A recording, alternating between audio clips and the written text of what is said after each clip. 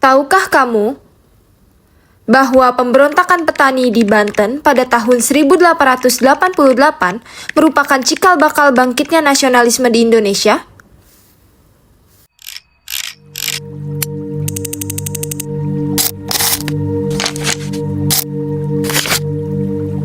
Diskriminasi.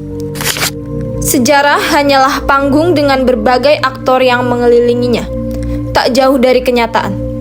Coba pikirkan, bagaimana pemberontakan petani di 1888 bisa menyebabkan efek domino, seperti bangkitnya nasionalisme. Membicarakan petani di Banten pada masa kolonial berarti membicarakan sebuah panggung kompleks dengan berbagai aktor penting. Namun, bisa kita pahami dengan simplifikasi. Kolonial Belanda selalu menerima keuntungan di saat rakyat tetap terpecah belah. Kebijakan mereka untuk membuat garis yang memisahkan antara etnis Tionghoa, Arab, dan pribumi tidak hanya diukir oleh administrasi kolonial, tetapi juga diukir dalam struktur ekonomi sehari-hari para petani. Bagi petani pribumi, sosok etnis Tionghoa mewakili kekuatan yang menentukan nasib kehidupan mereka, seperti harga pangan dan gabah hasil pertanian mereka ditentukan di penggilingan milik Tionghoa, dan kesulitan modal mereka diselesaikan, namun diperparah oleh hutang dari cukong. Setiap pribumi pastilah berteriak dalam benaknya, "Kami bekerja keras di sawah, tetapi yang menentukan kekayaan kami adalah orang yang tidak pernah mengotori tangannya dengan lumpur, setidaknya sekali dalam hidup mereka." Kehidupan dalam setiap peradaban selalu butuh tempat untuk mengadu, bersuara, dan melawan. Apakah tidak ada yang bisa mewakili suara mereka di dunia? Minimnya cara untuk mengkritisi. Pada akhirnya, hanya sosok pejabat dan pemilik tanah yang bisa diharapkan untuk menyuarakan ketidakpuasan mereka terhadap kebijakan kolonial. Sayangnya, pejabat dan penguasa tanah tidak melihat petani sebagai manusia, melainkan tambang yang harus dieksploitasi untuk keserakahan. Korupsi dan penindasan rakyat adalah hal yang biasa bagi mereka.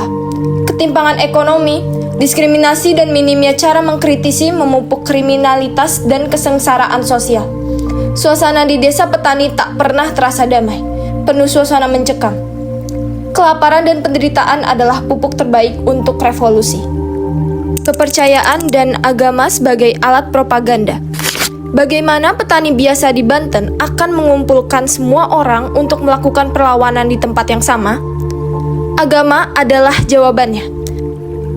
Petani Banten menggunakan agama sebagai legitimasi moral untuk melawan penindasan kebijakan kolonial yang korup. Istilah seperti jihad, perang salsabil, dan janji surga berfungsi sebagai alat propaganda yang kuat untuk memobilisasi petani. Munculnya berbagai perlawanan. Jadi, apakah mereka langsung menyerang dengan membabi buta? Tentu saja tidak. Mereka mengubah pesantren menjadi pusat komunikasi dan alat menukar kemarahan menjadi ideologi perlawanan yang berisi kemuliaan. Setiap perlawanan yang dilakukan tidak berisi alasan kosong. Mereka menarget kantor-kantor pemerintahan dan tuan tanah korup yang bersekutu dengan Belanda.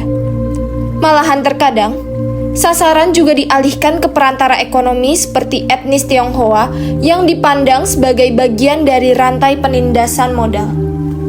Perlawanan yang menginspirasi persatuan melawan penjajah.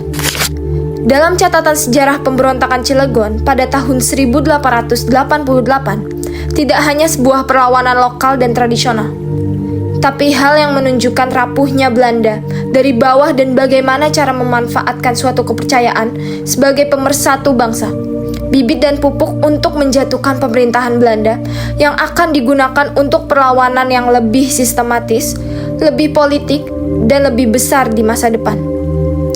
Muhammad Yamin berkata, "Bangsa yang besar adalah bangsa yang mencintai negerinya sendiri." Nusantara atau Indonesia memasuki era baru. Era di mana semua orang mengenal nation dan isme, atau bangsa dan kepercayaan. Konsep nasionalisme. Perlawanan bangsa dipahami sebagai upaya demi bangkitnya kesadaran bangsa seluruhnya untuk menentang dominasi kolonialisme. Suatu perwujudan dari kesadaran yang mulai tumbuh adalah perlawanan kecil yang terjadi di berbagai pulau di Nusantara. Hal ini menjelaskan bagaimana ideologi pahlawan dari kedaerahan menjadi gerakan modern. Sumpah Pemuda pada tahun 1928 menjadi manifestasi puncak dari persatuan ini. Jadi kesimpulannya, pemberontakan petani Banten pada tahun 1888 terjadi karena penindasan kolonial, korupsi pejabat, diskriminasi ekonomi, dan tidak adanya ruang untuk menyampaikan kritik. Agama menjadi alat pemersatu untuk mengorganisasi perlawanan. Walaupun gagal, pemberontakan ini membangkitkan kesadaran bahwa Belanda bisa dilawan dan rakyat harus bersatu. Dari sinilah awal munculnya nasionalisme, yang kemudian melahirkan gerakan modern seperti Budi Utomo dan Sumpah Pemuda menuju kemerdekaan Indonesia.